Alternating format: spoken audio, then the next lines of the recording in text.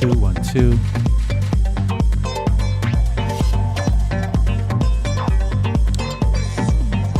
Hey everybody.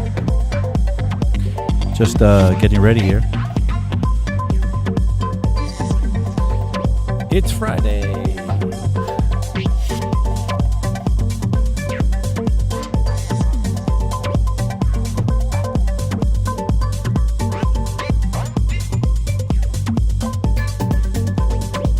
Super exciting.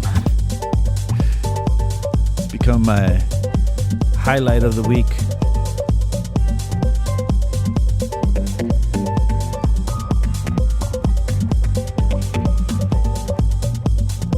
Just a few more minutes. Just supposed to go at 1 o'clock, but you know, I can't help myself. People in the chat already.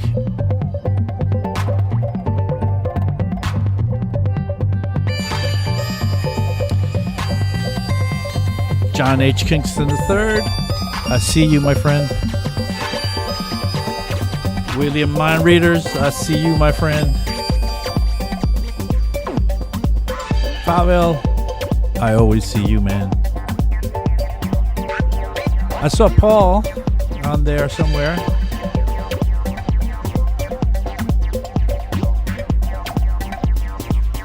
Tadilas is here. I don't know if I'm pronouncing your name right. Tadilas or Todd Ilis or Todilas. I don't know. But at least I'm trying. Welcome back. Yeah, it's Friday. It's Friday.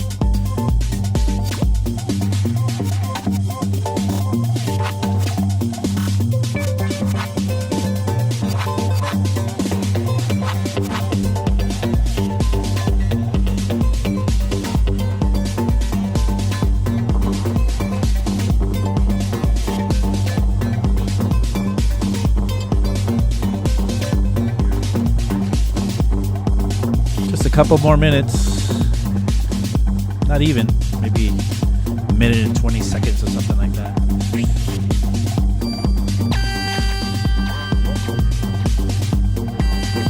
Todilas. Did I say it right? Todilas or Todilas? Todilas. Martin Crockett and Baby Hooligan here.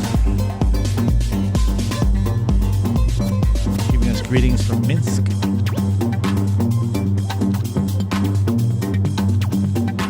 Simple Sam says, sounding good. And Sam is always looking good.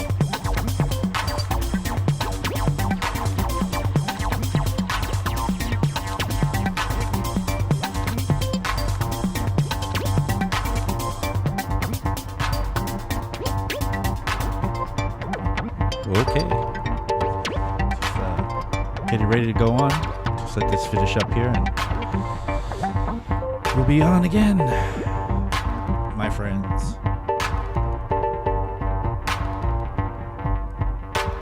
It's Friday.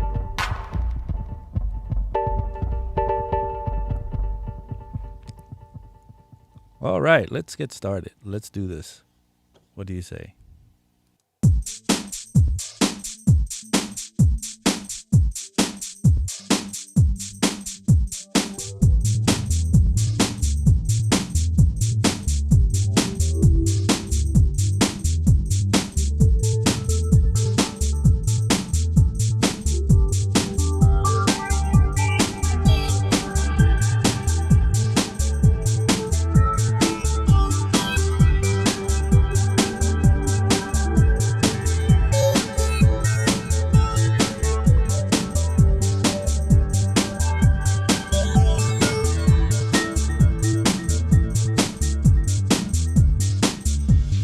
Yeah, here we go. It's an old track of mine called Champagne, done somewhere in the mid 2000s.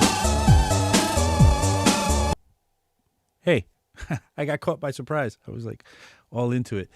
Hey, everybody, I'm back. I'm glad to be back. It's Friday, and thank you everybody for coming back once again. I'm very much enjoying these shows. It's very nice to meet with you and visit with you every Friday at 1 p.m.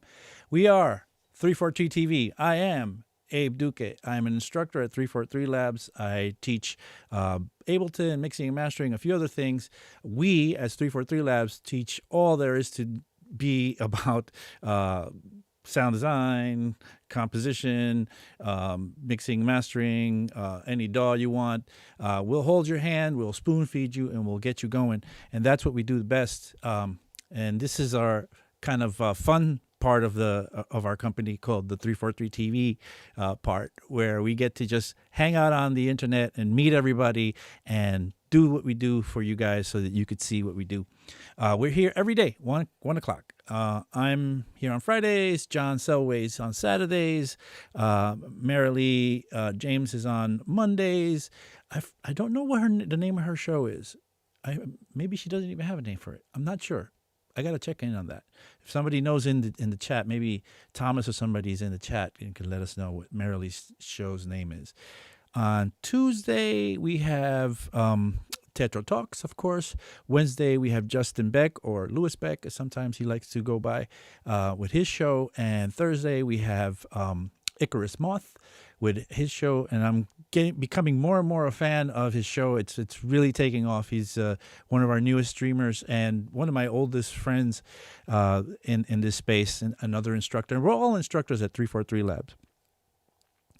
Okay, all that out of the way. If you like what you see, visit our website, 343labs.com, and maybe give us a subscribe to our channel here, because we're trying to build it up. Let's see how many numbers we have, what the numbers are. 17.8K, that's great. We'll be at 18 soon, hopefully.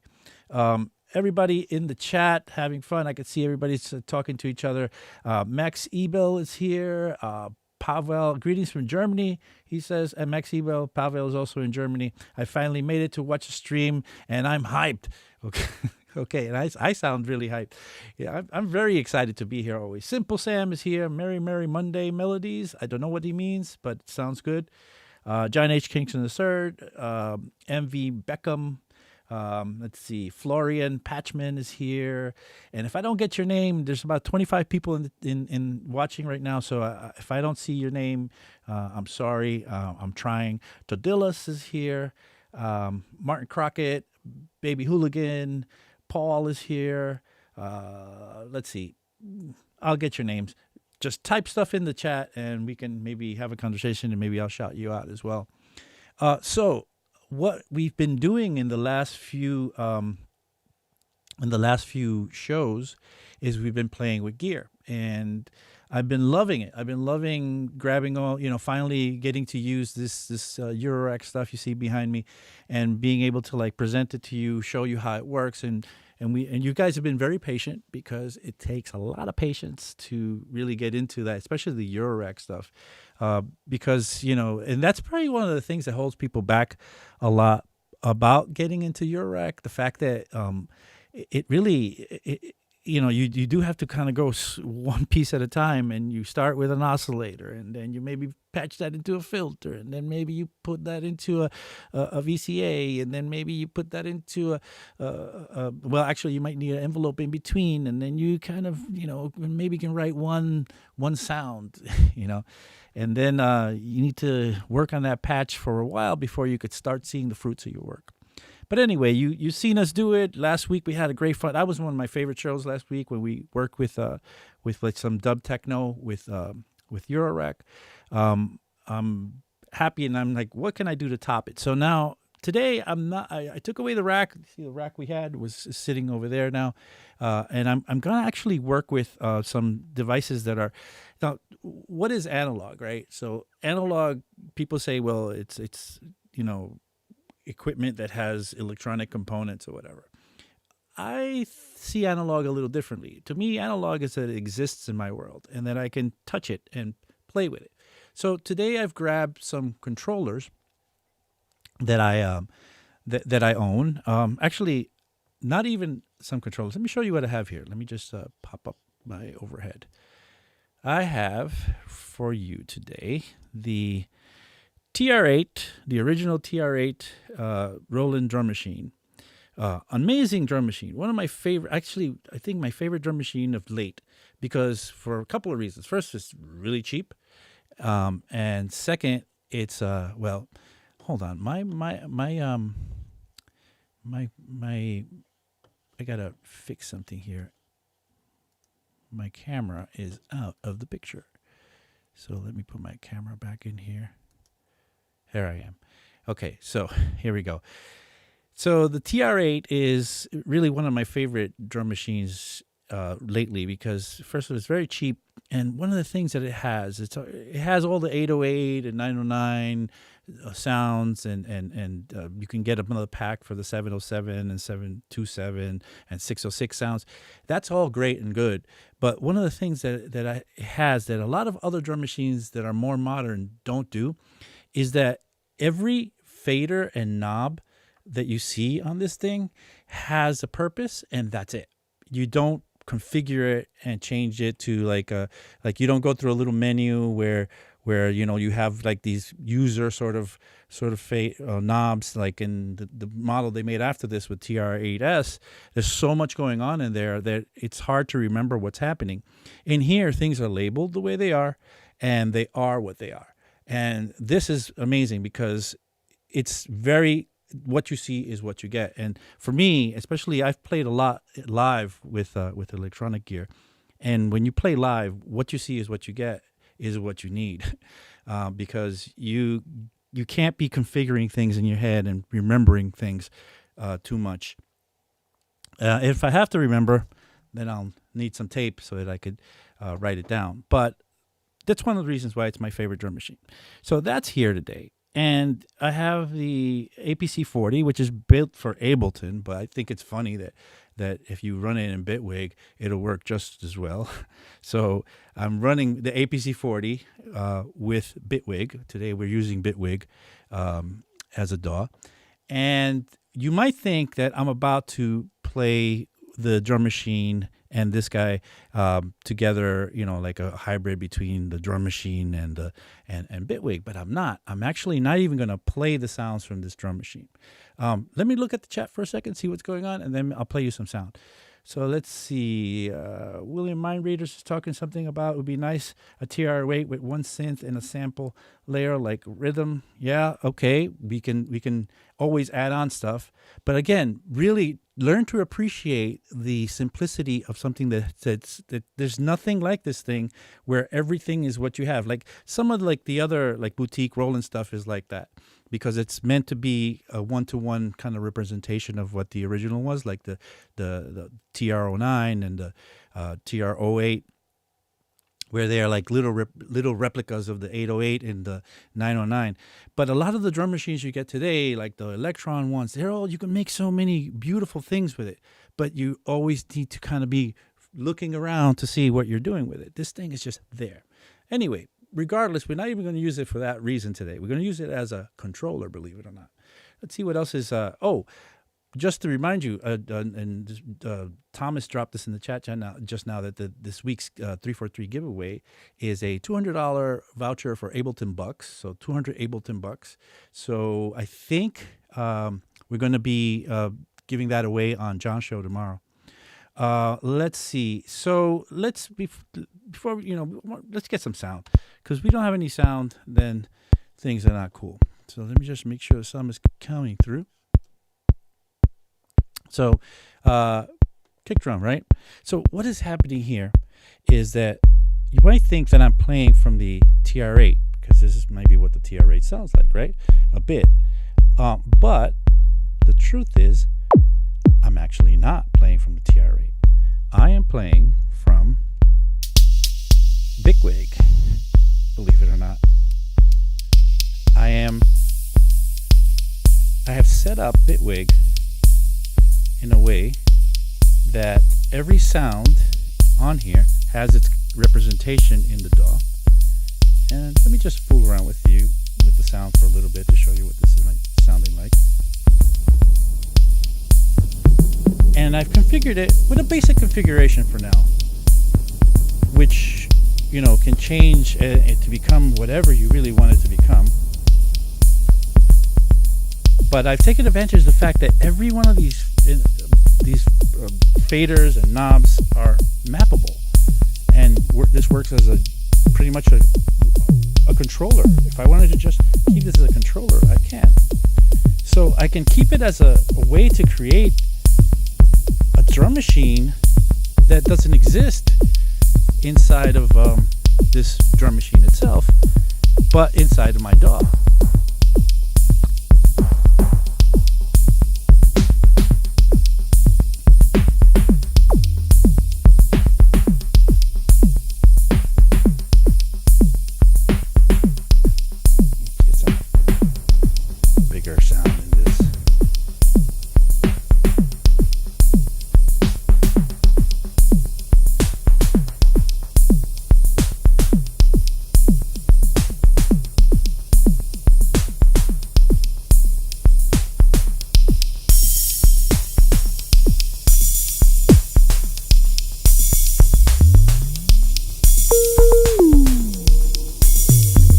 Okay, I'm starting to like lose myself in making sound. This has happened to me last week too, and I could just have heaps of fun with what I've done. But we're here not to watch me play, although maybe it's okay to watch me play a little.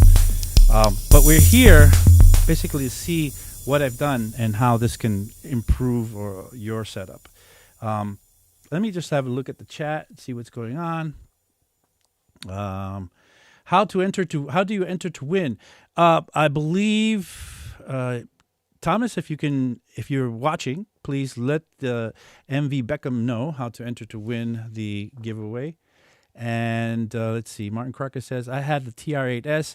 I now have the Digitech. See, these are great machines. And I can't say I don't love them. I have an Electron. I have a bunch of other drum machines. But one of the things that really resonate to me about this thing, first, is that it's so cheap. Because since the TR-8S came out, this thing went down in price. If you're lucky, you could probably get it for around $200 used. And the fact that it's just what you see is what you get. And there's something really powerful to be said about what you see is what you get.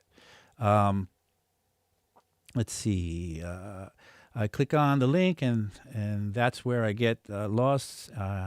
A time trying to join the Discord the other day as well. Okay, let's see if maybe somebody like Thomas can set you up in the chat. Oh, Selway's here. Giveaway link is pinned now. It says Selway. So have a look for that link. And yeah, hopefully you win. John gets to pick the winner. Although I'm not sure if John actually picks the winner. But hey, let's get back into this. So let's have a look at the DAW. Let's have a look at Bitwig and what's going on here. So what I have here is you'll see that there's a bunch of channels, and each one of these channels corresponds to one of these faders. And the way that it's labeled, so this is BD, bass drum. I created a channel with, and let me show you, that Bitwig has, and I think if you want to do this with Ableton, you could do it as well, because Ableton also has drum synths, and I guess now they put it in Ableton 11. They put it in the actual instruments part of the browser, but they used to be. If you have Ableton 10, you can get them in Max for Live. So this is the bass drum, and this is their bass drum device, and so I dropped that in there, and now let me get that bass drum in there. So the bass drum is playing from Bitwig itself, and I've mapped. So on the controller here, I have setups for decay, compressor. I believe this is tuning, and the other one is attack. So what I've done is I've matched it. Let me take away. I put this as a reverb send. I've matched it so that the decay, which decay means how long the tail is going to be, is. So I've matched that and mapped it. And then I've matched the tuning to the tuning knob. And this attack I've matched to the pitch envelope. So it's close enough. It's kind of, it kind of sounds more attacky, but I know what it means, and that's what it's going to be for me. I could have matched it to something else, but there was an actual attack on the kick here on this device, so I just kept it like that. And so now this also has a mapping for a compressor, which if I close this off, you won't see it. Usually, this is what Bitwig does nicely, is that you can nest effects in here in this little area. So open up this effect area here, and I can see this nested chain. So it's a device that'll let me have a mix knob so that I can go like this. This is wet and this is dry, but what is wet? Well, over here, which is nested inside of the chain, is the compressor. So I have a compressor set up in there that, it's a general setting. I mean, the ratio is pretty high, I think, and the threshold is just enough so they can catch, but it's doing what I want it to do when I kind of mix it with the compressor. So I go low, that's without it, that's with it, and you can have a lot of fun with that. Now, there's plenty of other controls here, and you might think you want to have all the controls ready for you at the ready, but you're better off with just the most valuable ones. That's the idea behind macros. So now, whenever I look at this and I build this one, I can build more of these. My kick will always be decay, tuning, compression, and pitch envelope, which is the attack on this case. Right above it, I didn't care what happened there, and I put tape on it so that I could write new things about what's happening. These are usually for like accent and for like reverb settings and delay settings. I put painter's tape there, and I can like write in what these are going to be. And since this was just above the kick, I was like, well, maybe this could be a good place to put a reverb send, so I could make a nice reverb bomb, go.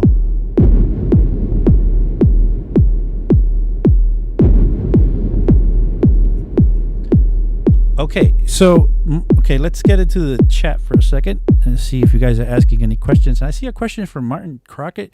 Abe, is the audio routed over USB? There is no audio from this device coming.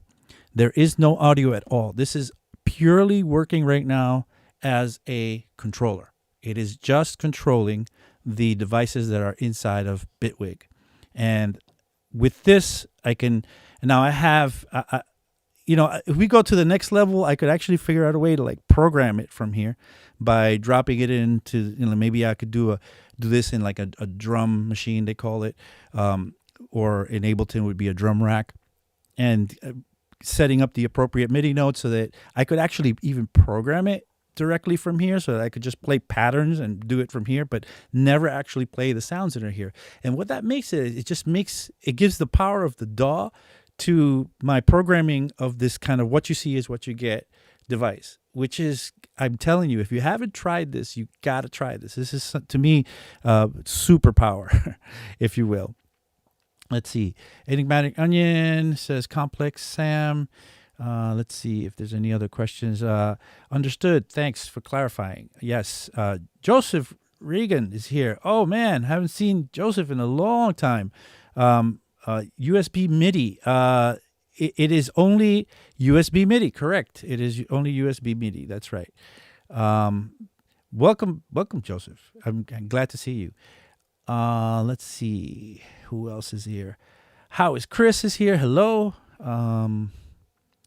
I'm just looking for new names that I don't recognize of you guys talking in the chat. Eye Dilation is here. Very nice.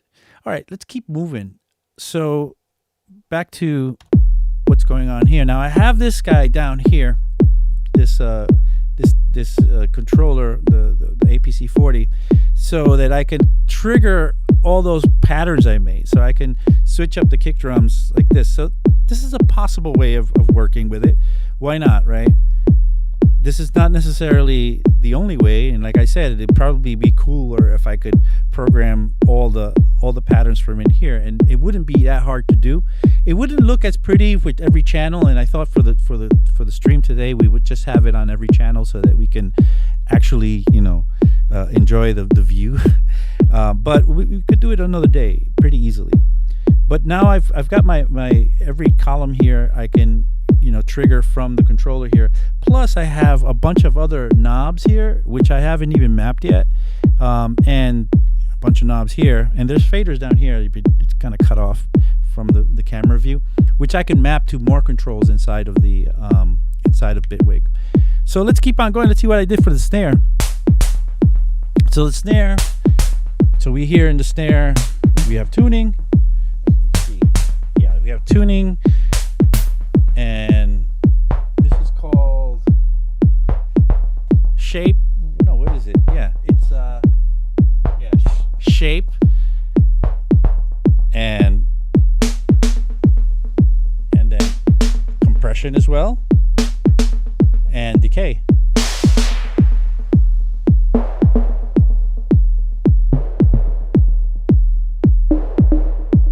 And with compression, and let me show you what that looks like. So you get a lot more to choose from here, and I decided that this one would be tuning for oscillator 1, but you get 2 oscillators, so maybe you can imagine tweaking that somehow to tune maybe both of them at the same time. But I didn't like it. I just kind of like tuning that one and leaving that other one kind of there with that pressure. And then this one opened the filter,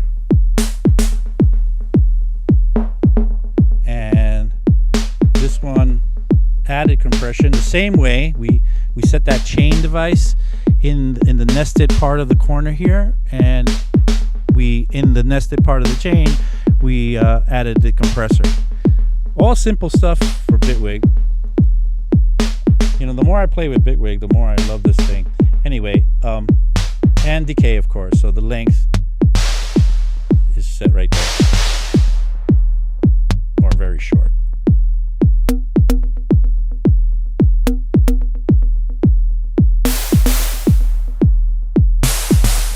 And this drum device sounds really good, and I dare to say this sounds a lot better than the snares that you get from the TR-8. And that's probably the reason to do it, because you can get sounds that are just fantastic, and we could imagine doing crazy things to the sound. One day maybe we'll pick this up again and make stuff that's just like out there. I'm just trying to keep it simple today. Maybe we'll continue to play with this. So on the low tom side, there's 3 toms, and in this case, I thought, I'm gonna have 3 toms. I'm gonna put them all in there, and I set a tuning. So that's the high one, but it could be a low one too, and that's supposed to be in the mid one. So normally maybe you have this one to the low, high, and then keep that in the middle for the mid. And I give this one a little more punch somehow, because this one I was able to put effect to it, and I just wanted to make it a little different. But I mean, truthfully, I could make another instrument. Like I could even take a synth or create something in grids that would be really freaky for the middle one. But you got to spend time with it. That's the point in the end.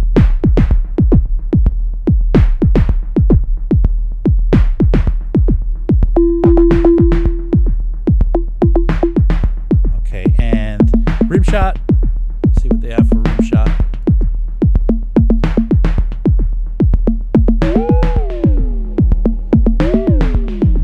And as you see, I have the tuning, and I only have tuning and decay, but I have so many other, and I map both of those decays, but I have so many other parameters in here that I can map. And unfortunately, I wanted to keep it what you see is what you get, or fortunately, I wanted to see it what you see is what you get. So hand clap, which is really nice. Let's add some reverb to it. I got the reverb right above it. Nice sizzle to that.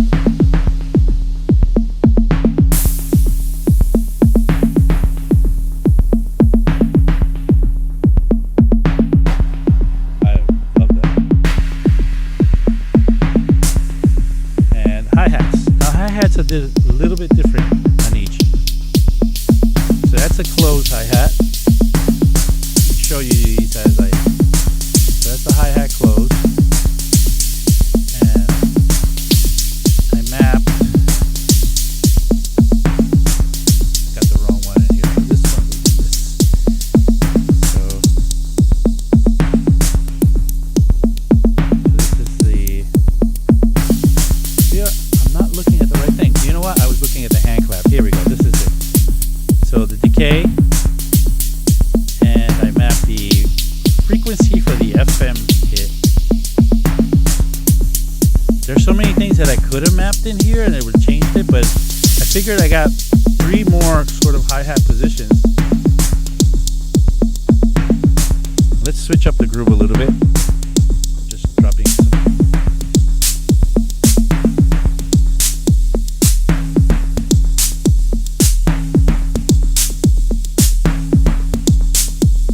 And let's play with this.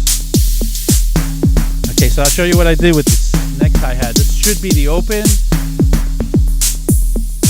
and it sounds like this. And this one gets, for the tuning, it gets the frequency on the comb filter, and for the decay, it gets the decay as well. But it allows me to get a slightly different sound. This is the difference between this one.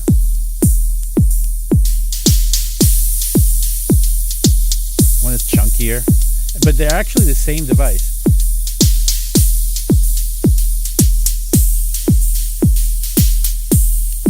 All right, I'm gonna take a break and look at the chat because I don't want to ignore what you guys are doing in there. I feel left out. Villan says, "Does Bitwig work with push 2?" It actually does. There's a script for it that has been developed. I'm sure there's more than one at this point. The script that I know that I'm speaking of, I've never tried to hook up my push to it, but the script that I'm speaking of was already going like a year and a half ago or 2 years ago. So I know there has been already scripts for it that have that have been developed. So yes, definitely push does work with Bitwig. Push with the stream here. I hope it doesn't knock me off. Last week it knocked me off for just a little bit, and it looks like I'm back now. I don't know. Maybe that one time in the middle. It happened right around this time, right around the middle of the stream that I felt like I was about to be knocked off, or did get knocked off for a little bit. Okay, so yes, tried the link again and it worked. I guess they're talking about the link with the giveaway. And remember, let's talk about what we're seeing today. Today is Friday, and it's 1 o'clock. That means that 340 TV is on. Today's my show. My name is Abe Duque. We have shows every day of the week at 1, except for Sundays. We don't stream on Sundays. We take Sundays off. Come and visit us at 343labs.com and look at our class schedule. I have, for those that would like, a lot of people have asked me, "Hey, Abe, I'd like to take a class with you.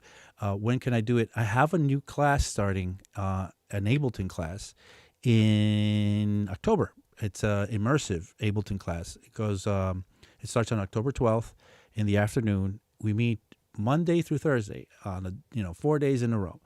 And we just get deep in there. We learn everything about Ableton, but we also just immerse ourselves in any technique that we want to. We just get deep as we can into working with Ableton. We make sure that our tracks sound good. My prerogative, or my mandate, is to make sure that you guys have amazing tracks at the end of the 1 month, because it goes 16 sessions 1 month, and this is my fourth go around I'm doing right now. We're just about to finish it up, and it's been great. And the next one starts October 12th. So if you guys would like to take a class with me, please sign up for the class starting on October 12th. Anyway, with that said, also, if you like what you see, maybe give me a like. It would be nice if you guys would hit the like button. Anyway, let's get back to what we're doing. So just to review on what we've been doing, I've been setting up the controller and I'll call it a controller, but it really is a drum machine. I've been setting up this controller or this drum machine, the TR-8, as a controller. Now I can play this drum machine as just a drum machine if I wanted to, and play running and going and playing sounds that are way beyond what this guy can do. And if I map it to its architecture, the way that it's laid out, this what you see is what you get sort of setup, I can really fly with it. Now, limitations to me are a godsend. I really love to have limitations. You think that having the possibility of being able to just, do unlimited amount of things is the way to go with your sound design and the work that you do.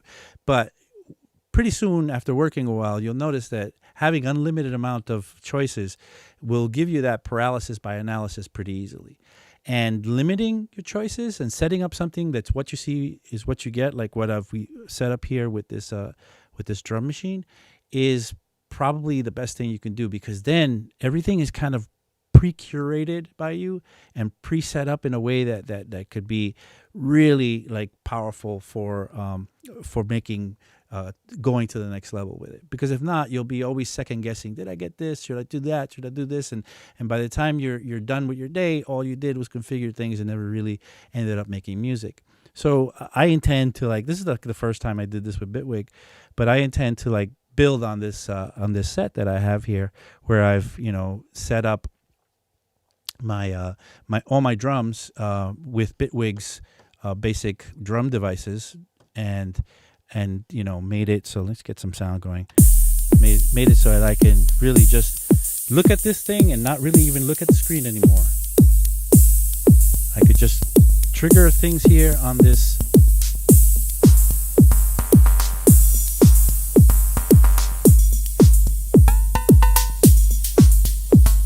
Trigger things directly on the TR-8. I haven't looked up to go look at my screen, do some reverb bombs.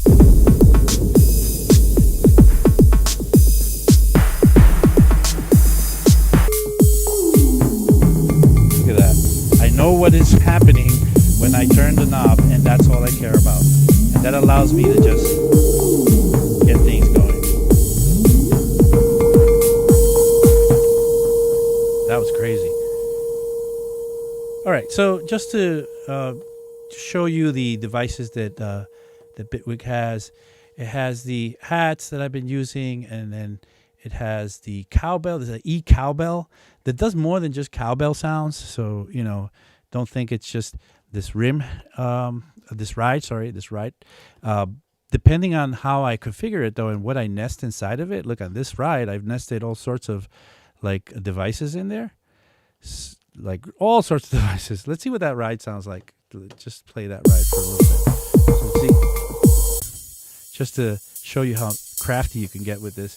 So it's all kind of grouped together, and there's all things from like chain devices to a ladder filter here, and then it goes through this chorus device, which goes into this blur device, which goes into this delay device, which sometimes opens up another filter depending on the setting.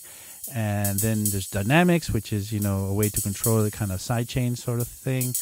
And then a peak limiter. And that gives me a slightly different sound than maybe this.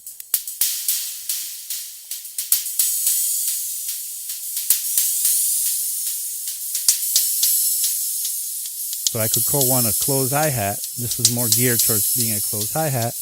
And I could call this more of a ride sort of thing. See another pattern.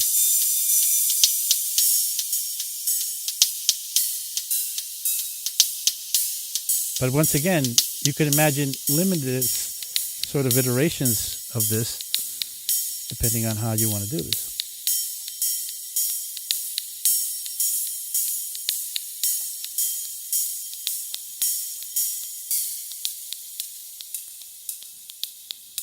Okay, so you can get really crazy with this. You can really go, to another level with this. And we could experiment here today with it, but I don't want to run out of time. I wanted to show you, though, how I did the simple way of like making parts. So let's just take a kick drum and let's break that down a little bit, get that down, maybe a little open hi-hat. Let me close hi-hat. Let's just no hi-hat at all. Let's just do that. That and the low tom. So I'm gonna take all these parts out. Each one of these is, as I, select them, there are different patterns that I can get going, right? So each one of these, you'd think that it took me forever to write them, but I wrote them rather quickly, and I'll show you how I did it. So I'm gonna delete them, right? And I'm gonna record one clip. So just set this up for recording, and maybe start recording on this one here. So what I am is recording already, and I've got to find that tom. And actually, I need to have. Gotta find it here. Here it is. So I have a controller down here where you can't see on the bottom left here. So as you see me, I'm playing this thing. Sometimes I'm playing it very softly. Sometimes I'm playing it hard. So that's cool that I got all this sensitivity here. So I've been just kind of playing chicken scratch right now. And sometimes I'll play, like, I'll try to be like totally horrible with the way I'm playing, just so that I'm kind of tapping into chaos somehow, right? And what I have is this DAW is set up to like auto quantize everything I'm doing. So everything I've done now, I can play it back, and I could take a loop of it and close it down to maybe 1 bar, and then just arrive somewhere. And that's already a cool pattern. Okay, yeah, I'll keep that, and then I'll option drag that to the next one, play that again, and then move that over to find another pattern I like. Oh yeah, that's pretty nice. So I'll option drag that, grab the next one I like, and maybe I'll take one that's like half a bar long. So I'll shorten the. Let's find something like. Oh, that's pretty cool. And I'll grab it, and it really could take you no time to actually get some interesting and cool patterns. You just, one of the things I always tell people is that don't be ashamed of like tapping into the power of your ability to curate sound, not sound, but patterns and things that are cool or not. That's cool. So I'll take that and drop that in there. And then I'll have another one. I'll open it up to like maybe, a little longer. This one has a little more dynamics. Let's look for another one.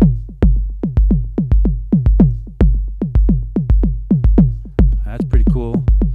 So let's copy that one and get to the next one. And as you see now, and I'm not going to do too many more of these, but as you see, it's really easy.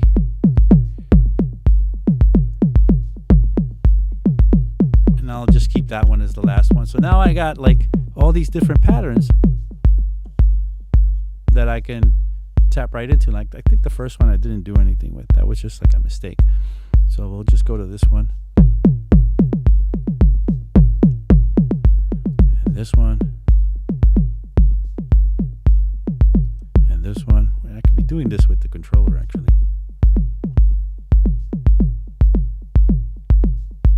And voila, I have a bunch of very usable patterns that didn't take me too long. I mean, I did it without thinking. I was talking to you guys while I was just tapping like a monkey on my not my computer keyboard, but my piano keyboard or my controller, my piano controller.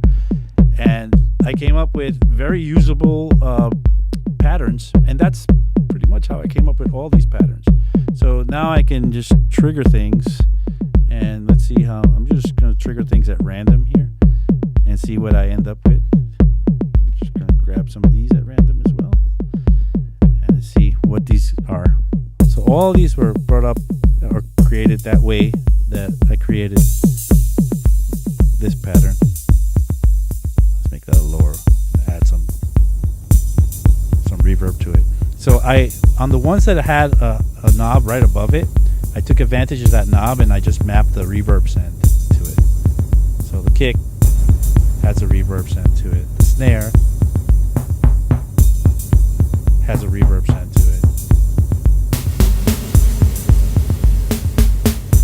Whatever one had an extra knob on top of it, I just took the advantage of that.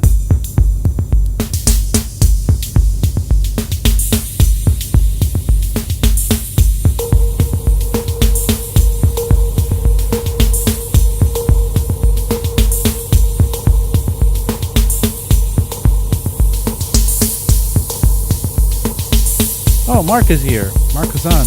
One of my students in my current immersive Ableton immersive class.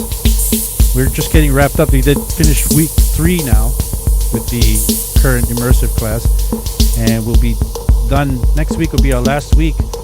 If you guys have any questions about the immersive class, maybe you want to reach out to him and ask him what he thinks of it. I think he might say something nice. I'm not sure how he's feeling today.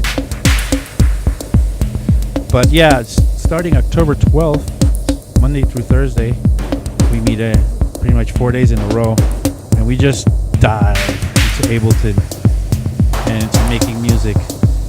And it doesn't end at Ableton. We do every sort of thing in there. We just talk about mixing, we talk about sound design, anything you can imagine. And switch everything up again.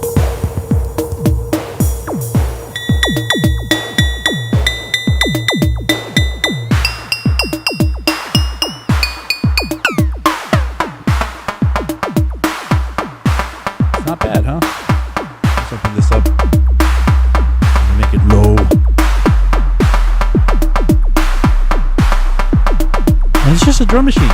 That's all it is. And never have to look up. That's the problem. Well, not the problem, the good thing. Never have to look up to my computer. Never have to look at my computer screen. I could just wiggle knobs and just make this happen.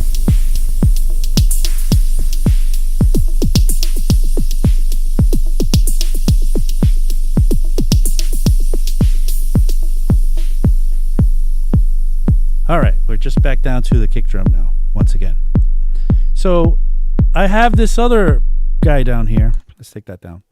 I have this APC 40 down here, and it's the reason I have it is not just be able to trigger the parts, because as I told you, eventually what we can do is we can set up the TR-8 to be actually able to program all the parts for us, so that even the drum programming and the switching of patterns can be done right in here, right?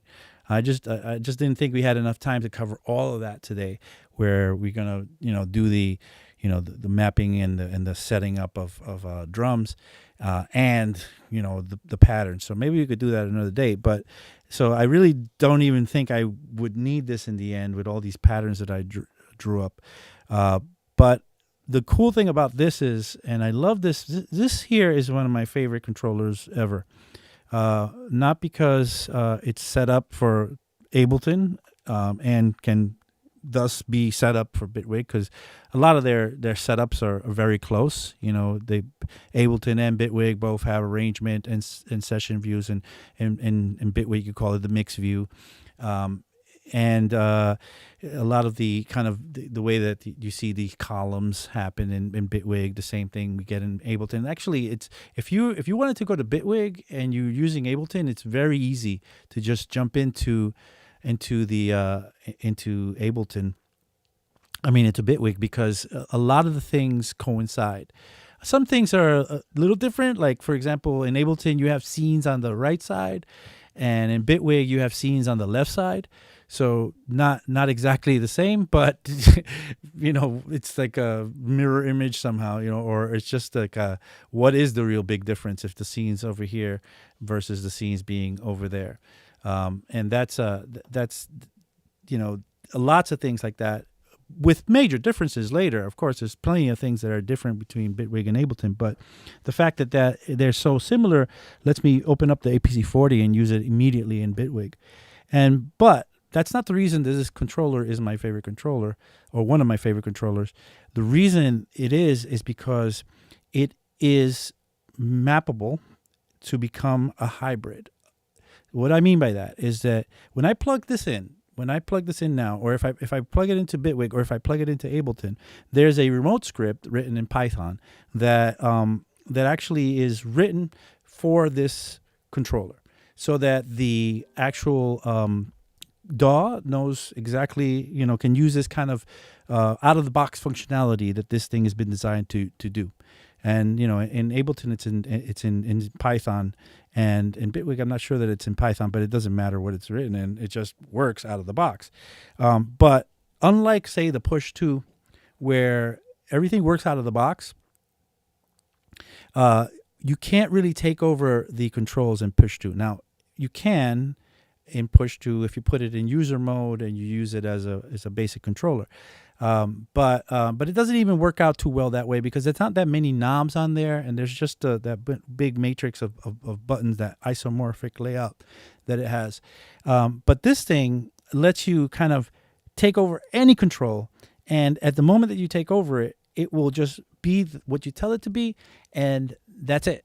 And that means that the what it was programmed to do initially, it won't be. So if down here we have faders that are volume faders, if I take those over, my volume faders will behave as something else on this thing. But everything else stays how you want it. So the things that I might want, like the launching of the clips, maybe right here I have sends for my second device. I have a second send, a delay. I have those set up right here. I didn't even have to map them. They just came, out of the box, ready to go. They will stay the same. But if I take any one of these and map it into something else, it'll be something else, which to me, it's like, it's amazing. So let me show you what I mean. So let me get this playing again. Let's see, kick drum and the snare. So on this snare, I have reverb set up here, and the delay is set here, and you could hear that back forth ping pong action. But let's say I go into my snare and there's a parameter that I haven't mapped. So what parameters have I mapped? I mapped the oscillator tuning here, I mapped the filter here, I mapped the compressor there, and the decay there. So let's say something like the noise. Let's see which one has a really big effect. Let's try the decay here. Let's try this decay. Let's say I wanted to take over that decay. I could hit map controller and turn this knob. And now this knob, which out of the box was meant to control my send, is not doing that. It's controlling that decay now. But everything else stays the same, so you don't have to really worry about it. And this is magic. On top of that, you get like a bank of 6 controls that are meant to like change every time you go to a device. So let's say I'll look for another device here. Let's say I'm on this guy here, and I click on here. The controls here will change accordingly depending on which device is in focus.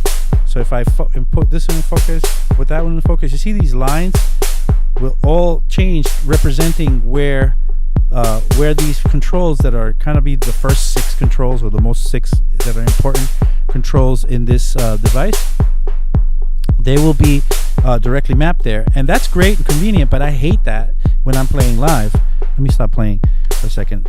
So I played live I maybe did 300 live sets with controllers. And one of the things that I learned is the thing that I'm pushing today, the idea that what you see is what you get is what you need. Because if you're playing live and things are changing every time you like switch to another device or look at something else, the things, but values are changing on you. It's hard to consolidate while you're playing live, trying to work a crowd, trying to get things going, and trying to make everything fun. You still now have to look down, look at your computer, look at the thing that's in focus, and then figure out where the parameter is and which parameter is what. Man, that's too much to do. So when I play live, what I'm going to do is this section here, which is not set up that way, is normally going to be set up to control things that will never change. So, I'll figure out some pretty cool controls that I can make happen.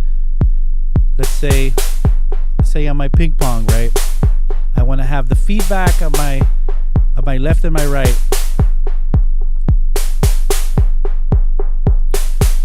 controlled by this one knob.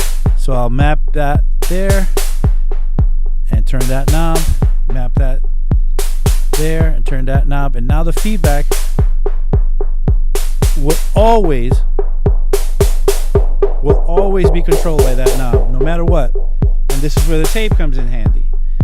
You come in here now, grab some tape. My tape, gotta get this open, and lay it across the top of it or something, wherever you could actually fit it.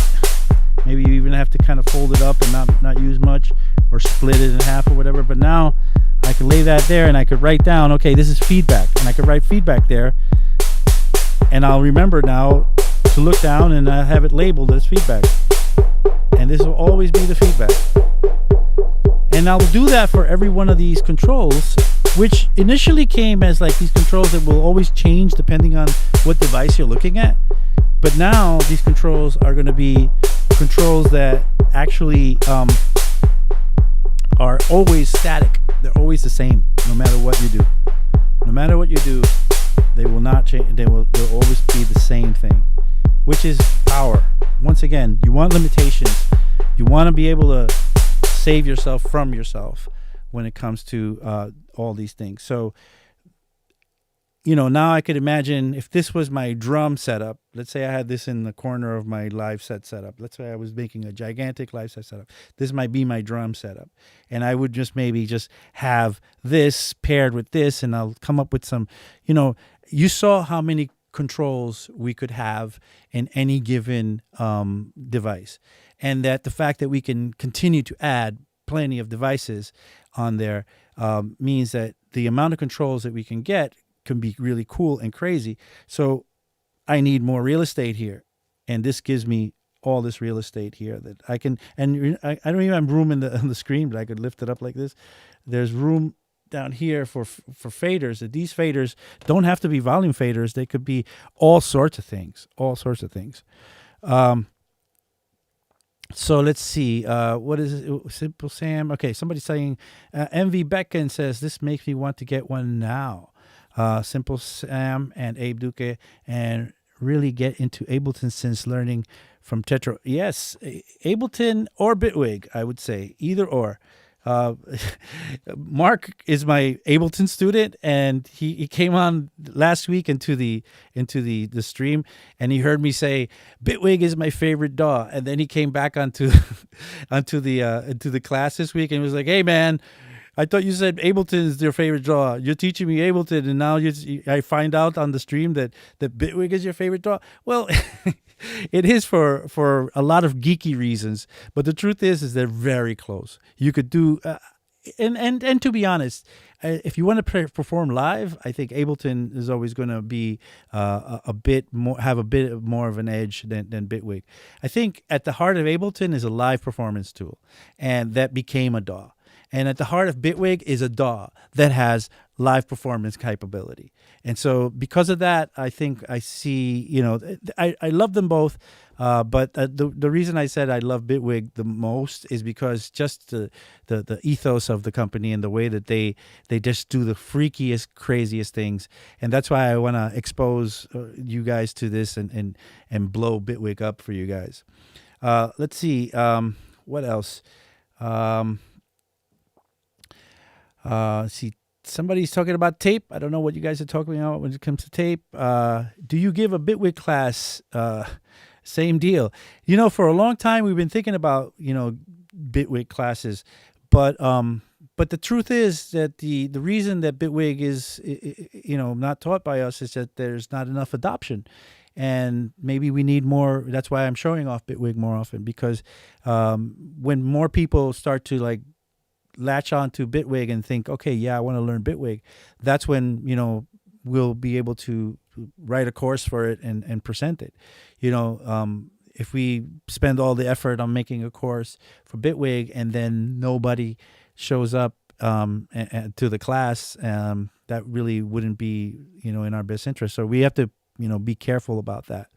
Silvano says, are we joining the Beattober, by the way? Hey guys, I guess there's a Beattober going on. Do tell. Let's see. The tape on the APC-40, the blue tape. Yes, the blue tape. Right, that's right. That's what you guys are talking about. Don't forget the tape. You can't go anywhere without this tape. It's part of my live gear setup. In my bag, there's always this type of tape, and also duct tape. Not duct tape, but gaffer tape for bringing down wires or. And I also will use this to hold down machines. So when I play, right, I'll take a piece of tape and put it on the side of this and tape it down to the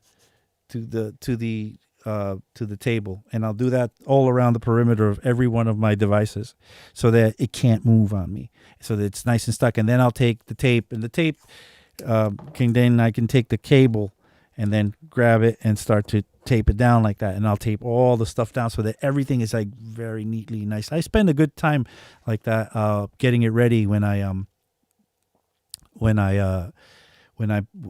about to play, because it just pays off. So the worst thing you could do is go crazy and all excited and move a knob, and then your machine moves that way and everything gets all crazy, and your pull out a cable by mistake or whatever. So yeah, MV Beckham says gaffer tape is expensive. It is expensive. Anyway, I guess I'm out of time. It's 2 p.m. I'm going to have to say goodbye. But once again, we are at 343 TV. We're here every day except for Sunday at 1 p.m. We stream and the stuff that you love. We also have a school, 343 Labs. Come to our website, 343labs.com. Check out our website. See what you can, what class you might want to take. We'll teach you in a way that you really learn. And I have this immersive starting October 12th. If you guys want to get down and take a class with me, what you see me doing here, we're going to be doing, on a daily, face-to-face kind of, me spoon feeding you the Ableton and holding your hand to make sure that you can fly with this stuff. So please come down, take a class with me, October 12th. Anyway, with that, I'll see you next week. And thanks for joining me again. And maybe I'll just say goodbye.